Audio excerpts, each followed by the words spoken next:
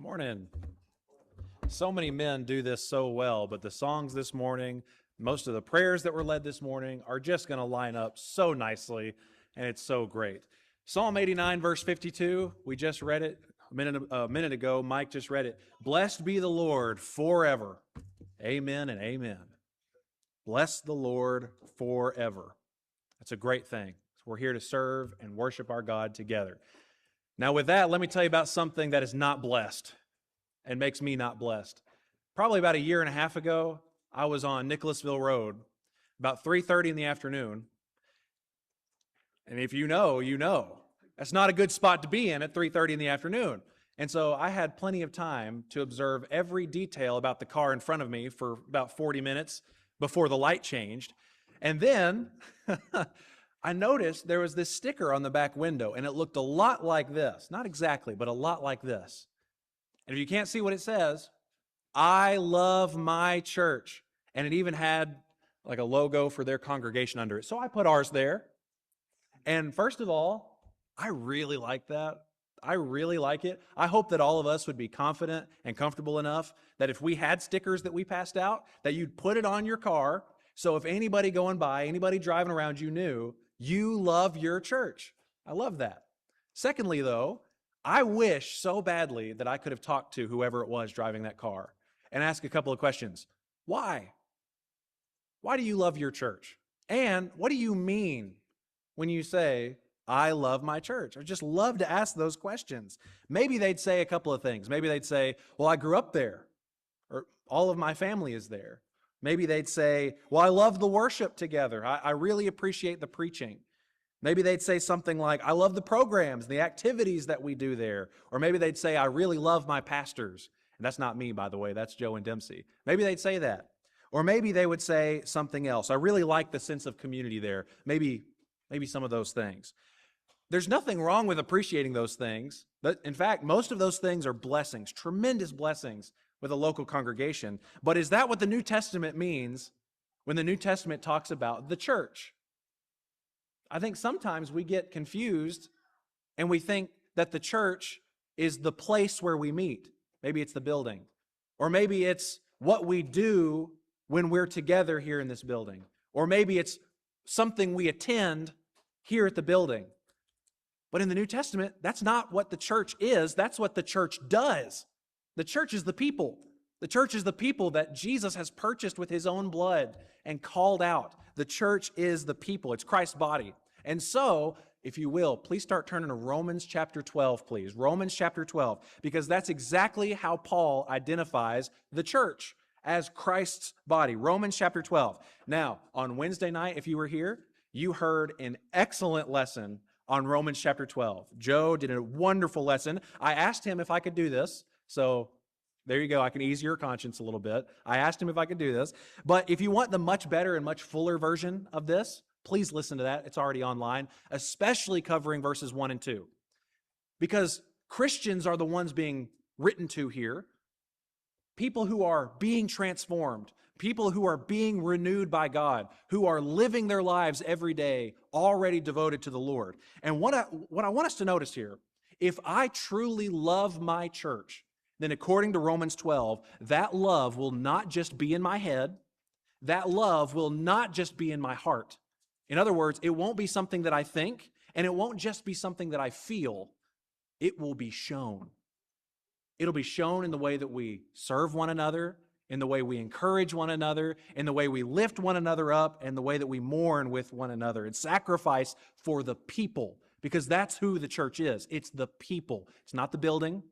It's not a worship service. It's not an activity. It's the people. And so this morning, I want Romans 12. Let's let the text answer a question for us. How do I know if I really love my church? Did you know this is a falsifiable claim that you love your church? How do I know if I love my church? I'm going to suggest 3 big things that come right out of the text, but the applications are we could talk about applications of this all day long. So let's start with verses 3 through 8, please. Verses 3 through 8. Paul here writes this, verses 3 through 8.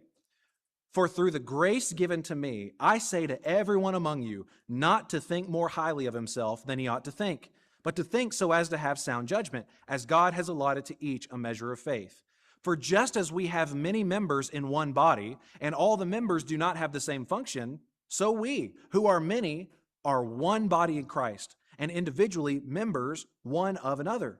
Since we have gifts that differ according to the grace given to us, each of us is to exercise them accordingly. If prophecy, according to the proportion of his faith.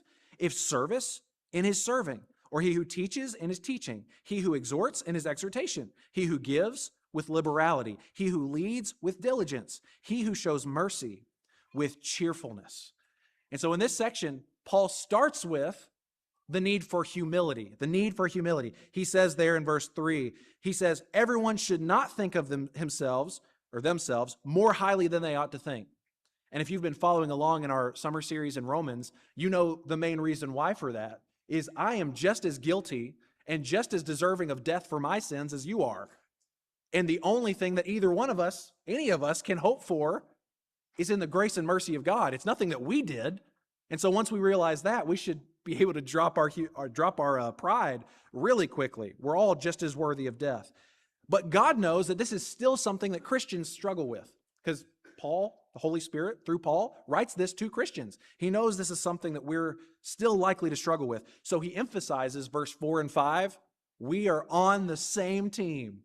We're on the same team. He says, just like a body has many members with different functions, it's still the same body. So likewise, all of us have different gifts from God, different abilities, different capabilities, and differences. The differences that we have from one another are not a flaw. It's actually a blessing. And that's what he talks about here. You have different gifts. And those differences, it's not a flaw of the system. It's a blessing of the system. God has given those different gifts to different people to be used.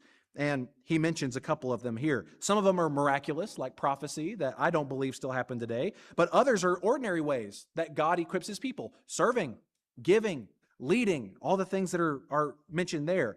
So Paul's point here is not to give us an exhaustive list of the gifts and abilities and capabilities that all of us have. His point here is that every single one of us has something that God has given to us, that God has entrusted us with to use to the betterment of the church body. Every single one of us has something that God has given to you that is to be used for his glory in this body. So Paul's point is really simple. You need to use your gifts. And so then, our first, I don't want to say test, that's not a good way to say it, but one way that we can know if I love my church is this. I love my church by humbly using my gifts. That's how I can know if I love my church, is if I humbly use my gifts. They come from God, and we need to use them to glorify God. Have you ever heard the quote, not everyone can do everything, but everyone can do something? I think that's true. Our differences are not a flaw of the system. It's a blessing. They're blessings from God. When we think of gifts, I hope that we don't immediately start thinking about big public things. I got up and led a prayer today. By the way, that's really nerve-wracking. It can be very nerve-wracking. Or preaching a sermon or doing a Lord's Supper talk. Those are great things, great acts of service. But really, the health of a congregation, the strength of a congregation, the love shown in a congregation are the hundreds of small things that take place throughout the week and nobody else knows about it. That's where the strength and the love and the health of a congregation really come from. And a lot of times it's not on Sunday or Wednesday. It's Monday, Tuesday, Thursday, Friday, Saturday. And so from verse 7, we could talk about all kinds of applications here, but from verse 7, serving one another. Just think about that. How many ways can we serve one another? Here's just a couple suggestions. Maybe it could be giving somebody a ride to go get groceries in the middle of the week, to go drive somebody to a doctor's appointment. Maybe it's to come to worship together on a Sunday or Wednesday. It could be shoveling snow, helping someone move. It could be setting up someone's internet, mowing their lawn. The list just goes on and on, bringing people meals. There's all kinds of small things that take place. They're not small at all. That's how we show that we love the church, which is the people, not the building, not a worship service, the people. Another one here is mentioned is exhortation. Your translation might say encouragement. Think of all the applications of that. How can we encourage one another? It could be texting someone after they've asked for prayers, sending a note to somebody, asking an older person for advice. It could be an older person giving that asked for advice. That's really encouraging. It could be telling parents who are dealing with a screaming child, it's going to get better. If I can help in some way, please let me know. That really means a lot to us when that happens. Spending time together after a difficult season. It could be talking with visitors, family that we already have because we're a spiritual family. We're just meeting for the first time. Talking with visitors, that's encouraging. Or just trying to build relationships with different people. The difficulty with a lesson like this, the examples are endless, aren't they? They're endless. We could just talk about all kinds of examples of how we can do this. But to bring it back to the main point, the question is not whether you have a gift or ability or capability. But really the question is, are you using that gift, ability, or capability to glorify God by how you love these people? That's the real question, because you've got it. God's given it to you, but are you using it to glorify God in this kingdom? Now, it's possible for us to attend every single assembly that we have together. You don't miss a Sunday. You don't miss a Wednesday. When there's a gospel meeting, you're there every time. When there's a special song and prayer service, you're there. You can attend every single one of those assemblies, and you can never invest yourself in the people of the congregation. Do you know that's possible? It's absolutely possible. Loving the church is not showing up and leaving. Loving the church is not showing up and consuming the blessings of God that He's giving and then leaving. It's asking, how can I personally strengthen and encourage the people? How can I build what God is giving us by His grace among these people? Remember where we started. The church isn't the building. It's not a worship service. It's not a program or activity that we do. The church is you sitting in these pews. That's who the church is. So when you mow a yard, when you encourage a discouraged brother, when you take a meal to a new mom, when you invite a visitor into your home or to go out for a meal, you're not just doing something nice. You are loving your church. And it's so important. So a couple of thought questions I have for us on this first point. If every saint here used the gifts that the way that you use your gifts, how healthy would this congregation be? Another question, is anyone's week different this week because you're a part of this congregation?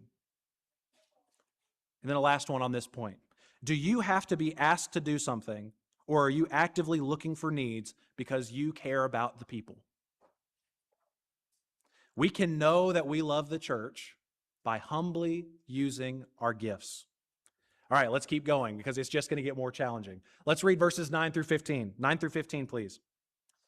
Paul says this, "Let love be without hypocrisy. Abhor what is evil. Cling to what is good. Be devoted to one another in brotherly love. Give preference to one another in honor, not lagging behind in diligence, fervent in spirit, serving the Lord, rejoicing in hope, persevering in tribulation, devoted to prayer, contributing to the needs of the saints, practicing hospitality. Bless those who persecute you. Bless and do not curse. Rejoice with those who rejoice and weep with those who weep." So Paul really starts this whole section with a simple, if you can't see, I did air quotes, a simple command. Let love be without hypocrisy. Your translation might say, let your love be genuine. Let your love be genuine. Don't we live in a world that's full of superficial relationships? So superficial, so shallow, so surface level. Aren't you tired of it? I don't know about you. I get so tired of small talk sometimes. And it's so superficial. It's like I might know your name. I don't know anything else about you. You might know my name. You don't know anything else about me. Don't you get tired of that after a while? I mean, it's just can be so exhausting. But here, let your love be genuine.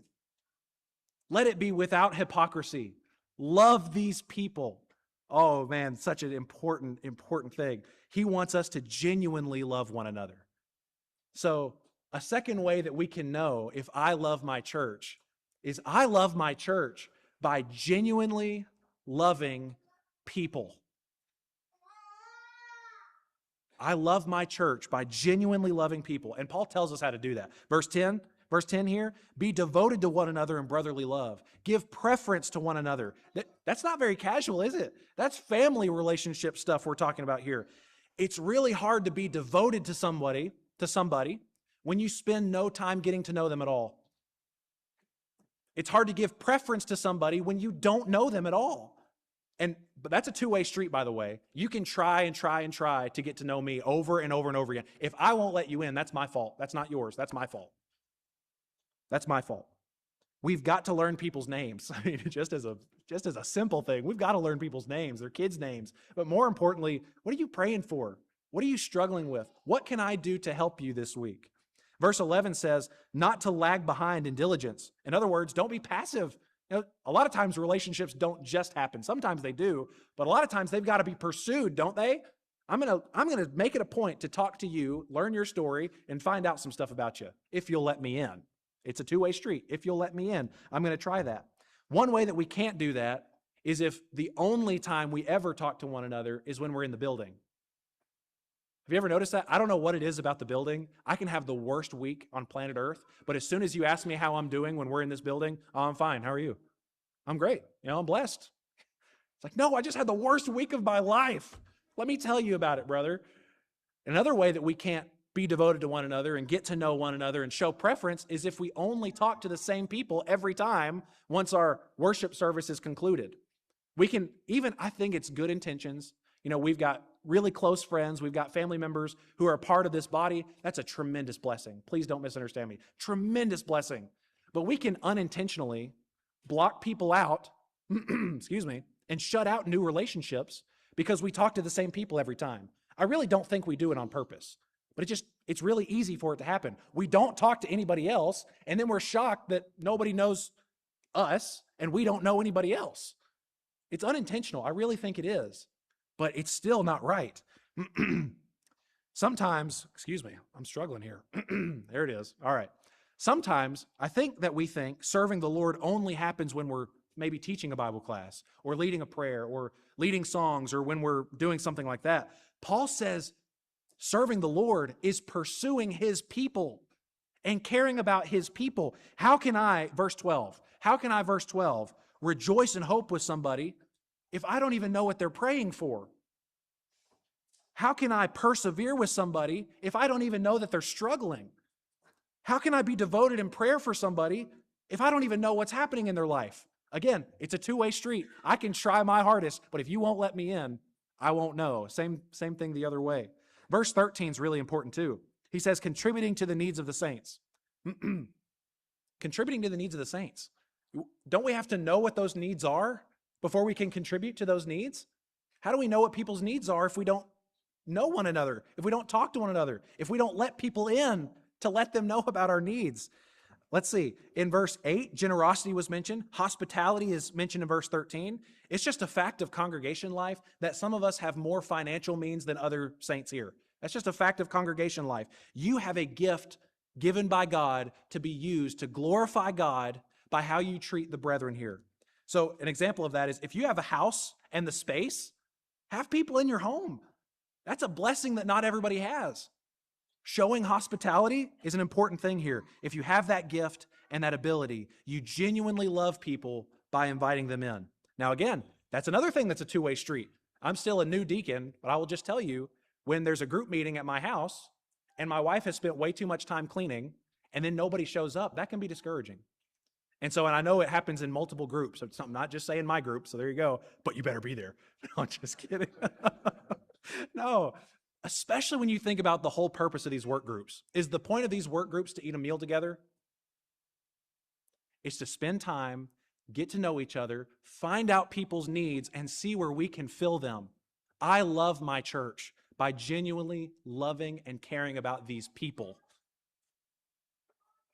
Verse 15, along those same lines, rejoice with those who rejoice and weep with those who weep. In the rejoicing sense, the more that you get to know and care about somebody, when they get a new job promotion, when they have a baby, when something positive happens in their life, doesn't that feel great for you too? Oh, I'm so happy for you. Let me celebrate with you. But then in the weeping sense, when someone's struggling, when a loved one's passed away, when somebody's just barely holding on to their faith, and you love and care about them, that hurts me too. And that's the whole point. Paul really assumes here that we're close enough that somebody else's joy will become my joy. that we're close enough that their pain will become my pain. He assumes that. One of the greatest tragedies that can happen in a congregation is that we can worship next to each other for months or for years and not really even know who each other are, whatever the right way is there. We can worship next to each other for years and still not really know anything about each other. And that's a tragedy. So, a few more thought questions for us on this point. Who have you intentionally prayed for this past week? And let's exclude your closest friends and your family members out of that, from the congregation. Who have you intentionally prayed for from the congregation this past week? Here's another question. Do you know the names of visitors who have been here for over a month? Do you even know their names? Do you know their stories? You know their background? And then another one. Whose needs have I noticed recently, within the past couple of weeks? Whose needs have you noticed? Now remember where we started again. The church isn't a place. It's not something we attend. It's the people that Christ has redeemed. And so if I truly love the church, I'm going to get to know those people and pray for those people and welcome those people and carry the burdens of those people. We can know that we truly love the church when we genuinely love people. Now, at this point, let me just tell you where my brain goes, because this is how I am. If you're the same way, I'm sorry. But let me tell you how my brain goes. All right, that sounds great. I mean, that sounds wonderful. Yeah, I want to use my gifts in the service here. I want to love people, get to know people, and build relationships. But here's the reality of building relationships with people. I've been hurt in the past. Anybody else been there? I've been hurt in the past by really investing in people, and so what do I do then? Maybe I'll guard myself a little bit. What do I do in those situations? The closer we get to people, the more opportunities there will be that we will be hurt. Any of us who have lived more than 8 minutes have probably experienced that. It's true in our physical families, and it's also true in God's family. And so Paul really finishes this chapter by talking about what kind of attitudes we should have even when things get difficult. And so let's check this out. Verses 16 through 21, please. 16 through 21. Be of the same mind toward one another. Do not be haughty in mind, but associate with the lowly. Do not be wise in your own estimation. Never pay back evil for evil to anyone. Respect what is right in the sight of all men. If possible, so far as it depends on you, be at peace with all men. Never take your own revenge, beloved, but leave room for the wrath of God. For it is written, vengeance is mine, I will repay, says the Lord. But if your enemy is hungry, feed him. If he's thirsty, give him a drink. For in so doing, you will heap burning coals on his head. Do not be overcome by evil, but overcome evil with good. Now, as we get to the close of Romans chapter 12 here, Paul assumes really that wherever people are intentionally getting involved in the lives of other people, there's going to be disagreements. There's going to be misunderstandings. There's going to be some conflict. And in this entire section, he talks about the attitudes that followers of Jesus should have when those disagreements and misunderstandings and those conflicts arise, and even when things become difficult. Sometimes the people who disappoint us the most are the very people that we've cried with, that we've prayed with, that we've invested so much in them over and over and over again, it just hurts even worse when those things come, right? We've been there. We've been there. And so this really brings us to the third way that we can know if we love our church.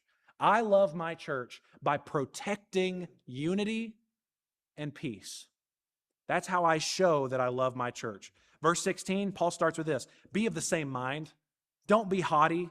Associate with the lowly. Don't be wise in your own estimation. So what Paul isn't saying is, okay, once everybody just agrees on every matter, then you can get along. Make sure you all think exactly the same way. That's not going to happen. He's not saying that at all. It's really the humble attitude that says, I'm going to prioritize peace and unity over my personal pride. I'm going to prioritize that unity and peace over my personal pride. If we think too highly of ourselves, if we're too important to talk to certain people, if we're too important to apologize, or too important to admit that we're wrong, we're going to run into a world of hurt. Notice he also says associate with the lowly. And so again, we don't need to build invisible social circles. Even if it's unintentional, don't build invisible social circles within the church. Every Christian is a part of Christ's body and one another. In verses 17 and 18, down here, verse 17, 18, never pay back evil for evil. As far as depends on you, live at peace with all men. Now, we're all flawed people. We're all still growing. Has anybody arrived? I haven't. I don't think you have either. I love you. I don't think you have either. We're all flawed. We're still growing. And it's going to happen eventually. When we're disappointed, when we're the ones who are forgotten, when somebody incorrectly assumes our motives, when our feelings are hurt, our responses matter a lot. Because those things are going to happen, aren't they? They probably happened this past week, and I just don't know about it. But they're going to happen, and our response matters a lot. I can't control what you do. I can't control your attitude. I can't control your gossip. I can't control any of that. But I can control how I respond to that. If I retaliate, if I hold a grudge, I can choose peace. I can choose unity. We're told here, never take your own revenge, but leave room for the wrath of God, and to overcome evil with good. Isn't that difficult? Overcoming evil with good? It's really difficult when you've invested in a relationship a lot, and then you're the one who gets hurt. It's like, well, I've been the one investing here. Why am I the one that gets hurt? It happens, doesn't it? It does. What that means, though, is every act of forgiveness that we do, every gracious conversation that we have, every humble apology that we make, and every attempt to restore a relationship, it matters. Every time we choose peace over pride, what we're doing is we're showing that we love the church. Those things matter so much. And so here's a few more thought questions for us this morning on this last point. Am I somebody who's known to be a peacemaker? Or am I somebody who's known that you have to tread lightly around? Because in this section of Romans 12, none of us should be somebody that has to be treaded lightly around. We should be known as peacemakers.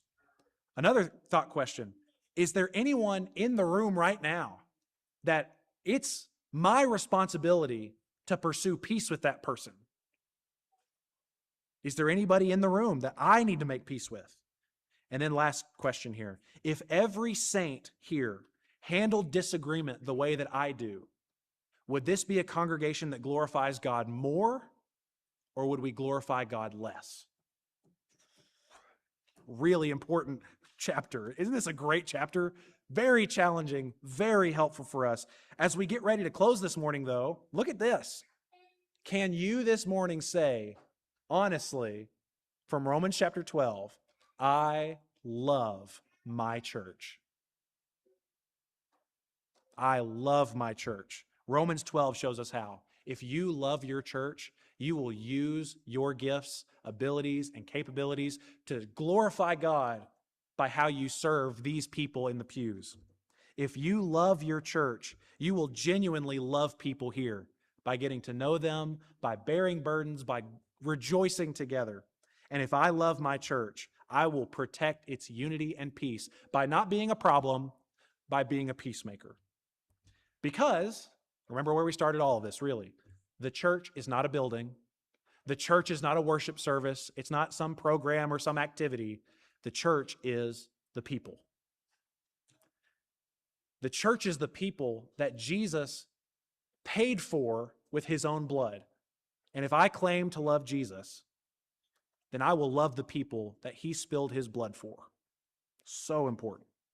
Okay, so this morning, perhaps Romans 12 has shown you something that you need to change. Maybe you've been attending, but you're not serving. Maybe you've realized that there's people here that you need to get to know.